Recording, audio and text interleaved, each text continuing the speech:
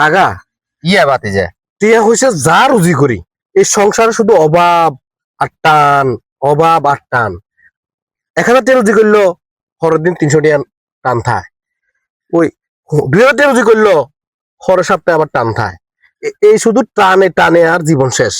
মানুষে টিয়া হয়েছে রুজি করে বিল্ডিং করে ভালা ভালা খার কত কিছু করেন আর শুধু খালি টানে খালি টানে। আসলে এটা কোনো সুরাও আসেনি আমার কাছে। শুরু আছে তো।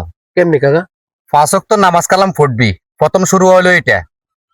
এর খালি তুই চিন্তা করস কিয়া বিল্ডিং দিবি, বালাবুড়া খাইবি, হারাম খাইবি, সুদ খাইবি, ওই মানে হারামের হতে আসত, হালালে চিন্তা করস না, বুঝছস নি? খালি কেনে কেনে খাবি, মাছ মাংস গোস্ত এগুলা কেনে খাইবি, এগুলা চিন্তা করস, নামাজে চিন্তা করস না। 5 ওয়াক্ত নামাজ কালাম নামাজ কালাম হইলে আল্লাহ বরকত দিব, সব ঠিক হয়ে যাব। কোরআন শরীফ তেলাওয়াত করবি, দৈনিক ফজর নামাজ হই এক আয়াত হলে কোরআন শরীফ তেলাওয়াত করবি, ইসলামের হতে চলবি, কোরআন তেলাওয়াত করবি, 5 ওয়াক্ত নামাজ কালাম করবি, আল্লাহ ইনশাআল্লাহ বরকত দিব। তো সংসারের আয় উন্নতি কোনো কাজে ঠেক ঠেক খেতি না, ইনশাআল্লাহ সব ঠিক হয়ে যাব। ঠিক আছে কাকা, আমি ঠিক কথা কইছেন, আমি বুঝতে পারছি।